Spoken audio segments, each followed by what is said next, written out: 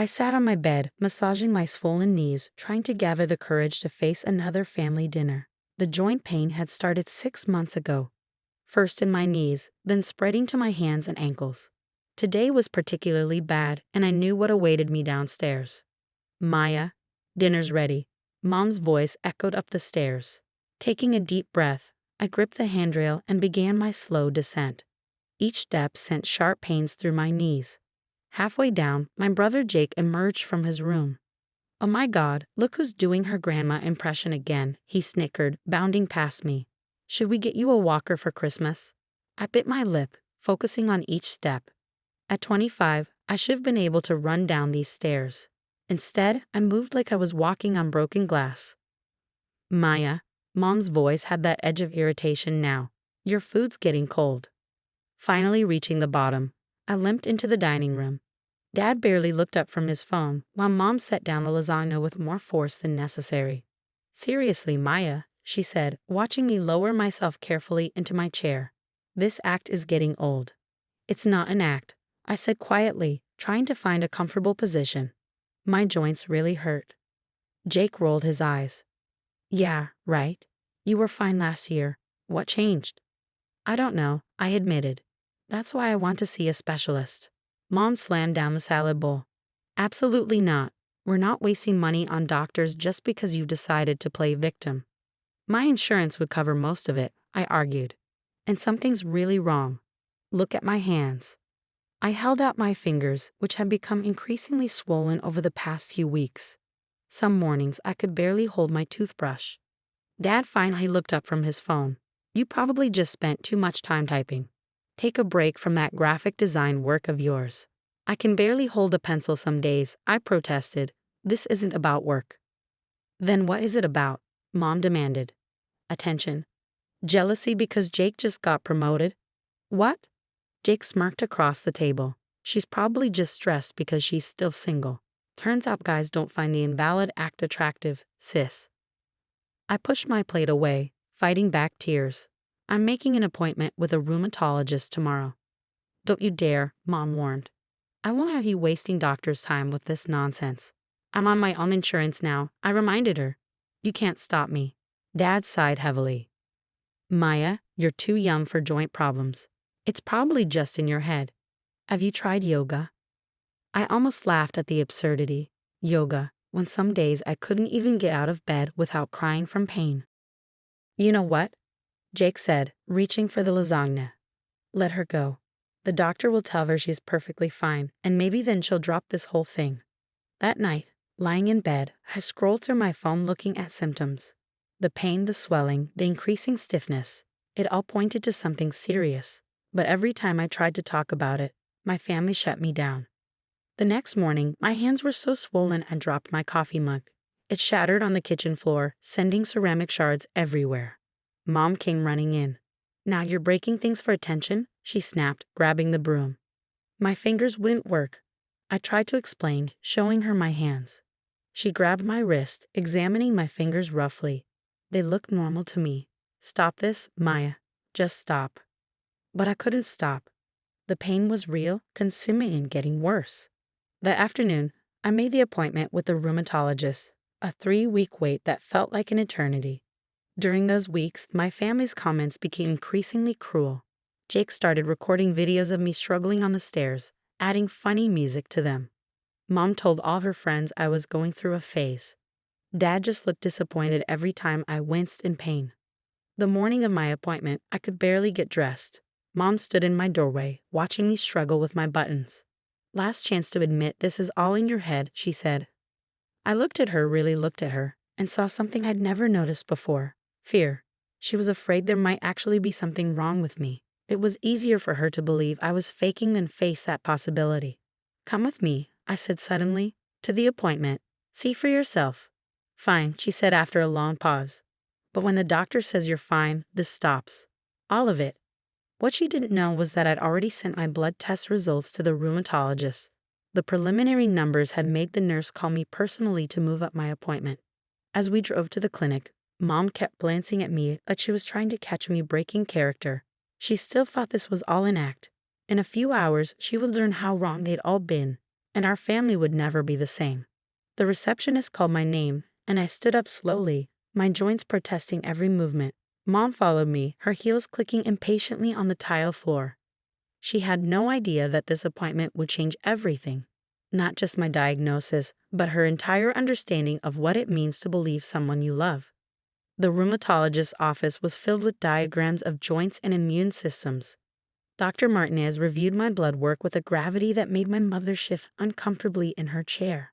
Your inflammatory markers are extremely elevated, she said, turning her computer screen to show us charts filled with numbers in red.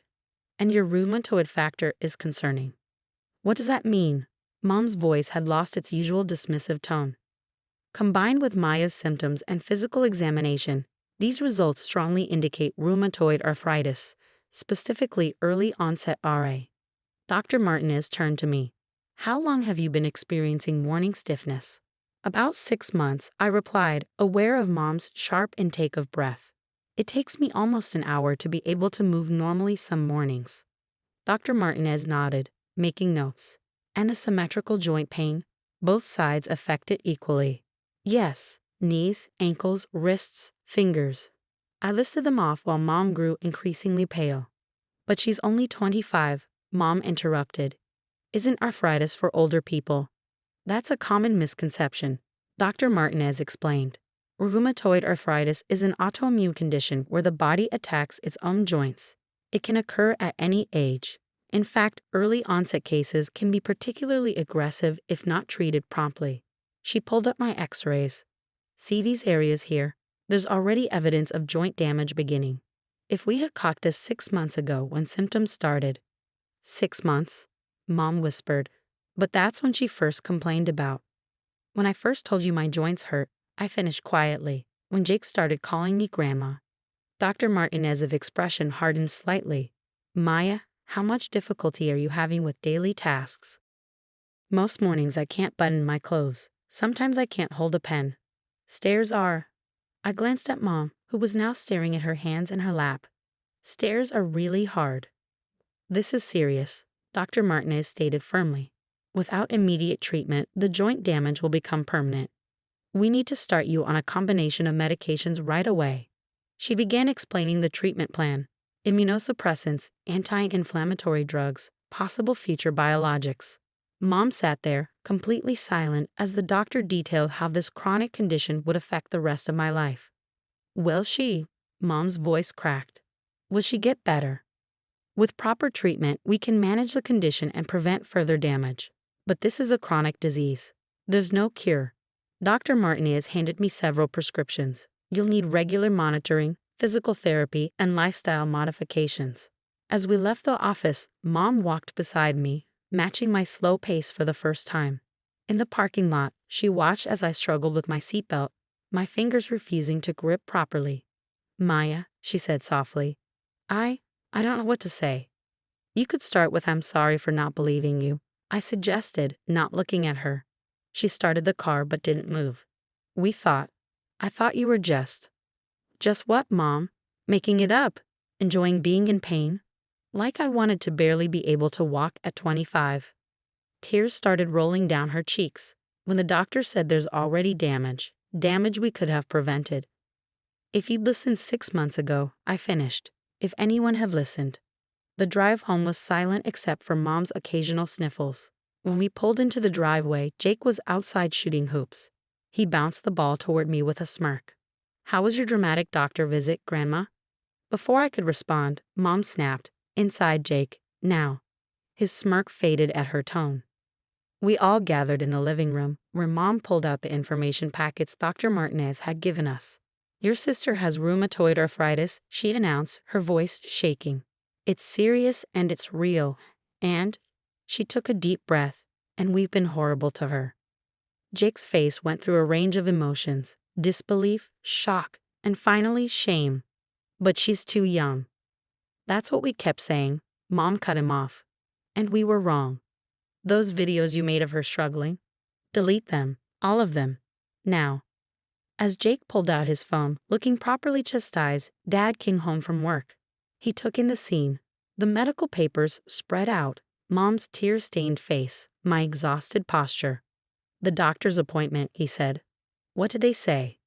Mom handed him the diagnosis papers without a word. He read them, his face growing more serious with each page. Princess, he said, using his old nickname for me. I'm so sorry we didn't. Don't, I interrupted. Just, don't. I need you all to understand something. This isn't going away. I'm going to have good days and bad days. Some days I'll need help. Some days I'll be in pain. And I need to know that you believe me, that you'll support me no matter what. The room fell silent as my words sank in. The diagnosis had shocked them, but the real test would be how they handled what came next. Because this was just the beginning of a very long journey, and I couldn't walk it alone, even on the days when I could barely walk at all. 3 months into my treatment, I sat at the kitchen table, methodically doing my hand exercises while Mom prepared breakfast. The changes in our family dynamic were as noticeable as the changes in my joints. Gone were the sarcastic comments and eye rolls. Instead, Jake had installed grip bars in my bathroom and bought me an electric can opener without being asked. Dad had rearranged my home office with ergonomic equipment. And Mom had transformed from my biggest doubter into my fiercest advocate. Did you take your morning medications? She asked, placing a cup of green tea beside me. She'd researched anti-inflammatory diets and completely revamped our kitchen. Yes, I said, carefully bending my fingers. The new combination seems to be helping. She watched me struggle with my exercise ball. Dr. Martinez said it might take 6 months to see the full effects. I know, I managed a small smile. You've been reading those RA forums again, haven't you? She nodded, sitting down beside me. I keep thinking about all the signs we missed. The fatigue you complained about last year. Mom, stop. I reached for her hand. We can't change the past. Your aunt called yesterday, she said suddenly. She asked why we didn't notice sooner. I had no answer. Before I could respond, Jake came in, dressed for his morning run. He'd stopped playing basketball in the driveway. The sound of the bouncing ball had reminded everyone of his cruel jokes. Hey sis, he said softly, need a ride to PT later? That would be great, I replied. Physical therapy had become a regular part of my routine, and Jake had been volunteering to drive me, using the time to gradually rebuild our relationship. Maya, Mom said as Jake left, there's something we need to discuss. I tensed, recognizing her serious tone. Your father and I have been talking. We want you to move back home. Mom, just hear me out. The stairs in your apartment are too much. We could convert the downstairs study into your bedroom. You'd have more support here. I looked down at my hands, which were finally showing slight improvement. I can't let RA take my independence too. It's not taking anything, she insisted. It's us finally giving you the support we should have given you months ago. I need to do this my way, I said firmly. But maybe we could look at first-floor apartments? She nodded, understanding this was my compromise. I'll help you search. Later that afternoon, during physical therapy, I thought about how much had changed. My therapist, Sarah, had become both a medical professional and a confidant. Your range of motion is improving, she noted, helping me with gentle stretches. How's the family support going? I told her about Mom's offer to move home. They're overcompensating, Sarah observed. It's common when families realize they've dismissed serious symptoms. Sometimes I'm still angry about it, I admitted. Not just the dismissal, but the jokes, the accusations of attention-seeking. That's valid, she said. Healing isn't just physical. When Jake picked me up, he was unusually quiet. Everything okay? I asked. He gripped the steering wheel tighter. I found those videos today, the ones of you on the stairs. I hadn't deleted them like Mom told me to. Oh. I watched them again, but this time, he swallowed hard. This time I saw pain, not comedy. How did I not see it before? Because you weren't looking for it, I said simply. None of you were. I was cruel, he stated flatly. Yes, you were. Can you ever forgive me? I looked out the window, watching the city pass by. I'm working on it, just like I'm working on everything else.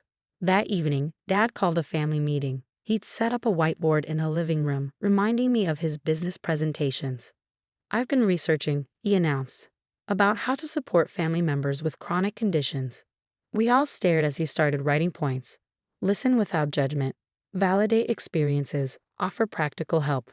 Dad, I started, but he held up his hand. Let me finish. We failed you, Maya.